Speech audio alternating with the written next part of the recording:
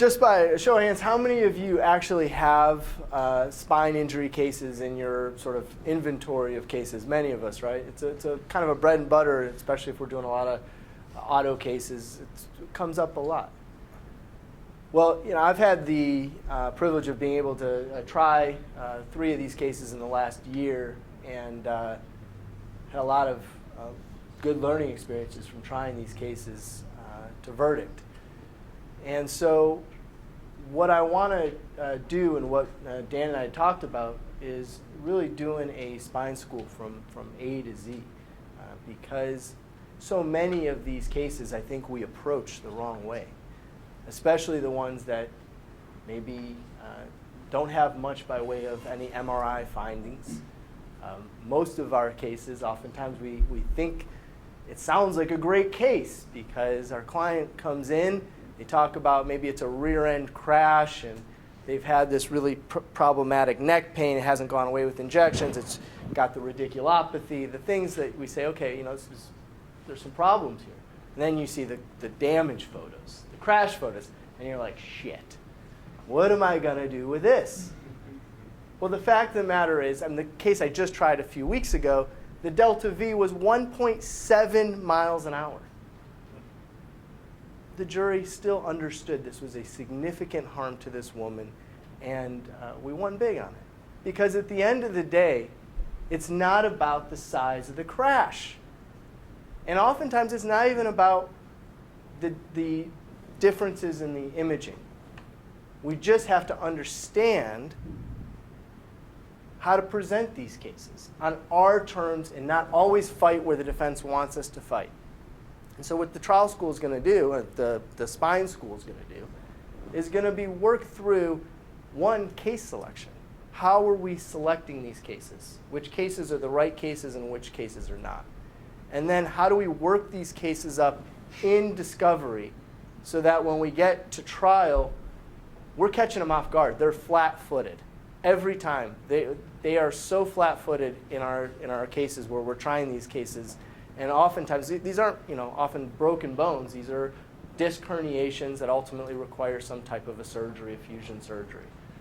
And so we'll be talking about how to work that through in discovery, how to cross-examine experts in deposition to get them to admit things that we need them to admit. Oftentimes, I'm getting directed verdicts on some of these questions on substantial factor because all they want to get to is, well, it was a small injury, soft tissue injury. Okay, well, it's still an injury.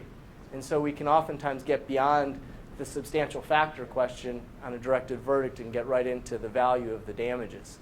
And then we'll talk about how to use mini opening before jury selection to get out a lot of the bad shit about not a lot of visible property damage, fakers, malingers, all these things. People have this natural reaction to want to really come out and really hate on your case the second they hear that there's not a lot of visible property damage, not broken bones and all that. And you can really do a lot with a mini opening. Mini opening is not the time to prove your case. It's the time to get all the bad stuff out and get all the people willing to share about how much they hate your case. So we'll talk about how to do that effectively, move that into jury selection, how to talk about these cases in jury selection, and how to, as Chris Dolan talked about it, it's deselection. It's really getting the people off for cause and identifying your bad jurors for your peremptories. We will talk about effective openings, opening statement, and really I think the most important thing is really simplification of these cases, simplifying these cases, how to make them visually appealing to the jury and understandable to the jury, and simplifying the medicine, teaching the medicine and simplifying it. And a lot of that happens in opening statement. I believe in Keith Mitnick's Winning at the Beginning. Talk a lot about how to do that, how to implement that in a spine injury case. We will talk about use of before and after witnesses. This starts with discovery and it really works well in trial because if you give them a list of 15 before and after witnesses, and this happens even at case selection, figuring out the before and after witnesses, get them disclosed early, they don't depose them, and that becomes your case. By the time they want to fight with their experts, they are so far behind. And by the time your plaintiff testifies, they love your plaintiff because they've already learned the before and after picture and the contrast, and really just using visuals, how we use visuals effectively, timelines, things of that nature, because at the end of the day, what we're saying is that the client was hurt. So what was the before picture and what was the after picture? How did that change? Then the MRIs and the imaging and all the other stuff doesn't matter as much if this is a human story of how somebody's life was affected. And that's what we're going to be talking about, how to tell the story of how somebody's life was significantly impacted, whether or not it's a 2-mile-an-hour crash or a 100-mile-an-hour crash. The fact is, somebody's life was seriously affected. And we'll take you through closing statements and closing arguments and rebuttal. But frankly, I will say the closing, if you haven't won and by the time you get to closing, forget about it. You could be the most dynamic lawyer on the planet. The jury's already made up their mind. So it's really how to get the jury leaning your way by the end of opening statement, and then how to go through that process of trial and do what you said you were going to do.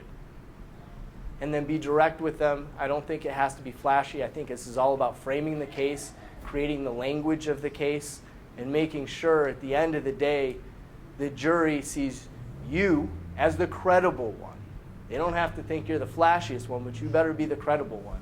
And that's what I think this spine school is going to be, is how to teach the injury, be credible about it, and teach that it's a very significant injury, even if it may be at a small speed of a crash, or maybe you don't have.